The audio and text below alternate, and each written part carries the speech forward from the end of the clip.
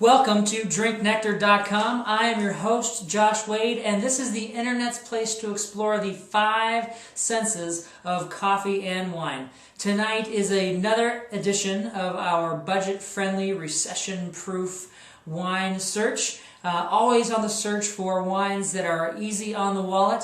I drink a lot of wine, and I believe that there are people out there like you that you want to be able to walk down the aisles of your local wine shop or your grocery store and be confident when you see a label that is less than $10 that you know you're going to get a good value. Hopefully you find this place as a trustworthy resource and you come back time and time again for your wine and coffee needs. So we're going to start with a wine that we drank a little bit last night.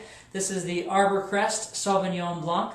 This particular winery is located right here in Spokane, and unfortunately, they just had a fire in their historic mansion that is overlooking the hills of the Spokane Valley. And so I want to encourage all of you guys to, whenever you see this label from Arbor Crest, to make sure you pick up a case of their wine. On the color of this particular wine, you have a very light Sauvignon Blanc color. It is borderline on the clear side, so very, very light in color. Let's give this the sniff. This wine, it totally reminds me of summer, and spinning it out on the deck when I was first dating my wife, we would drink this Sauvignon Blanc, a few vintages older than this particular one, and we would sit out on the deck for hours in the summertime, just getting to know one another.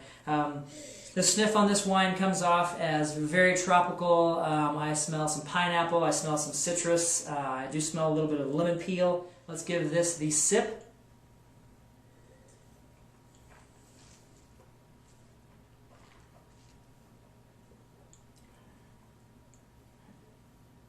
That's a great tasting wine for just $6.99. You have a lot of acidity up here at the top that I would expect. My mouth is still watering. A lingering finish right now is kind of presenting some of that lemon peel in there. But in the very, very crisp apple, and you get the pineapple that's coming through there. It just reminds me of summer, and I wish it was 85 degrees outside so I could take the rest of this out on the deck. So this is a great... Move on to a wine that is made in Chile. And this particular wine can be purchased for $8.99. It is the Route 1 Cabernet Sauvignon.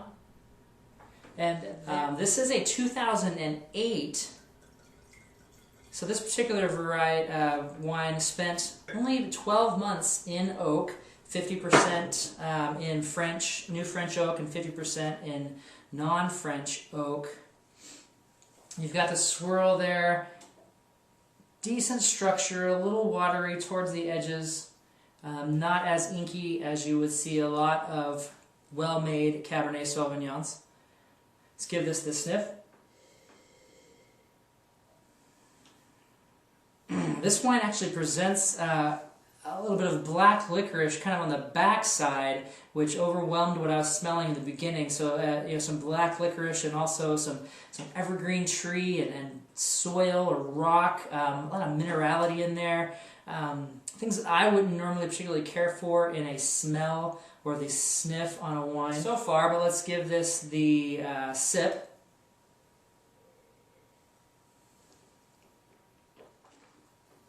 Very chewy on the tongue.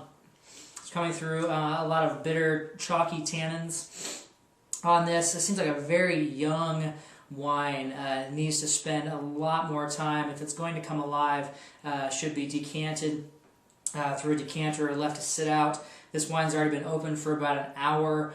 It does have an initial attack of some dark currant, maybe some dark blackberry fruit in there, but immediately it's really overwhelmed by that minerality. It's striking me.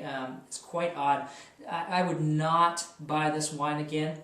There are many other offerings out there that would be much better for under $10. So I'm going to give this one a pass. Alright, the last wine that I want to review is the Dancing Bull Zinfandel.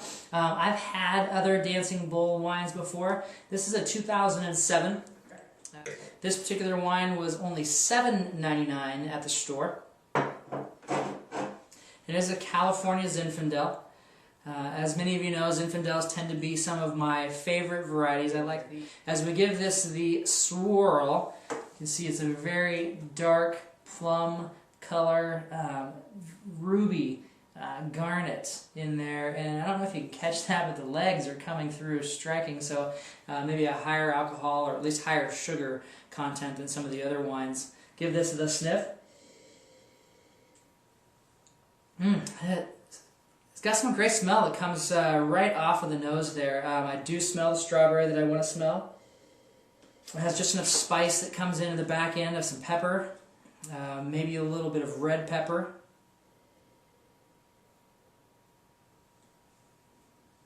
And small amount of tobacco and then cocoa finishing it off in there too. Some all great aroma profiles that you'd want to see in a wine. Let's give this the sip. It's a good wine. It doesn't have a lot of structure and character that you would want to find. It doesn't leave my mouth with the acidity that I would like to see in a Zinfandel. Kind of washes over the tongue, straight down into the back of the mouth and down the throat, without a lot of character and intrigue that I want to see in a wine. I want to taste some different components as it's going down my mouth, and that's what alerts me that it's a well-made wine. This particular wine comes off as really one-dimensional. It's not a bad dimension by any means. So at $7.99, it's not a bad offering for a Zinfandel. I'm still going to keep my search going for the best Zinfandel that I can find for under $10.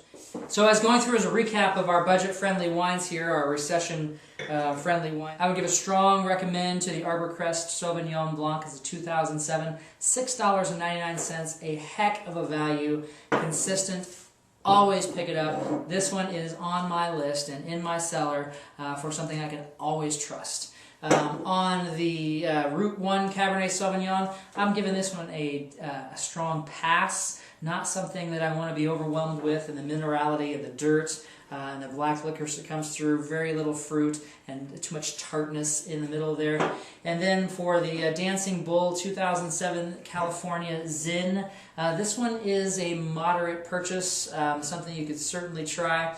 If you are in a pinch and you see this bright red label in the store, you can certainly pick this up and know you're not going to get a bad tasting wine.